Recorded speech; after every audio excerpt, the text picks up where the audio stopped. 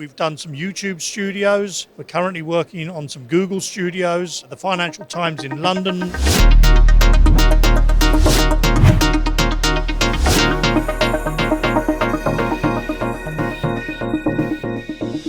Hello everyone, I'm here with Peter Daffarn, an artist, an inventor, and CEO of the company Photon, and he's also done a lot of great artistic work, and he loves to paint with light.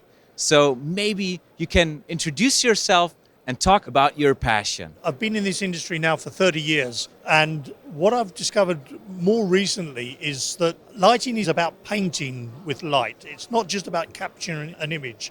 And a lot of people these days just want to provide a lot of light, expose the image and capture the image, but they don't compose the image. They don't create an interesting story. And lighting is very much a part of creating the mood.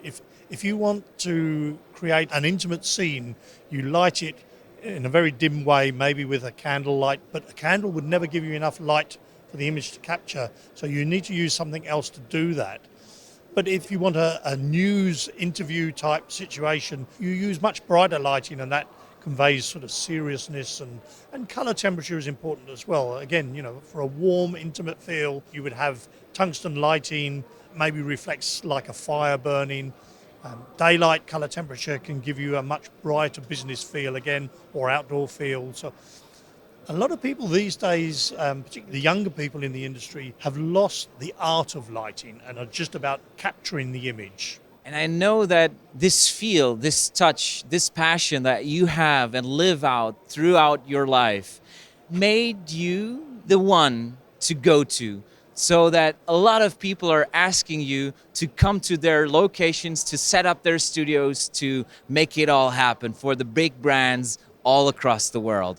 Maybe you can introduce us to some of the projects that you've been working on over the past years. Absolutely. I mean, when I started in this industry 30 years ago, I worked for one of the major brands at that time, Strand Lighting, who were arguably the people for television lighting back in the early 90s. So I learned a lot from them, and learned how to design TV studios and install lighting and that sort of thing. So when I left them, I set up a company called Projects Department. And as Projects Department, we design and install and do consultancy for TV studios. For example, recently we've done some YouTube studios. We're currently working on some Google studios. The Financial Times in London was one that initially started off as purely consultancy, and then eventually I asked us to do the supply and install.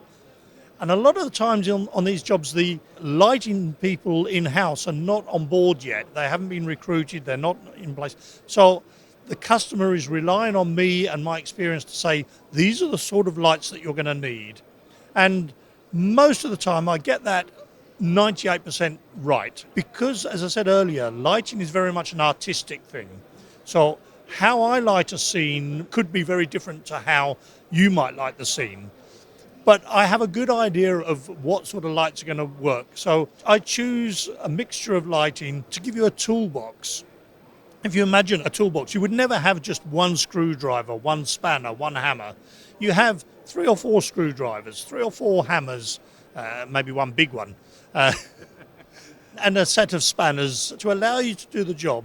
And that's what I do when I'm choosing my lighting. So I'll choose from various manufacturers. So thank you very much for sharing all these deep insights about the art of painting with light. And I would like to thank everyone out there for watching.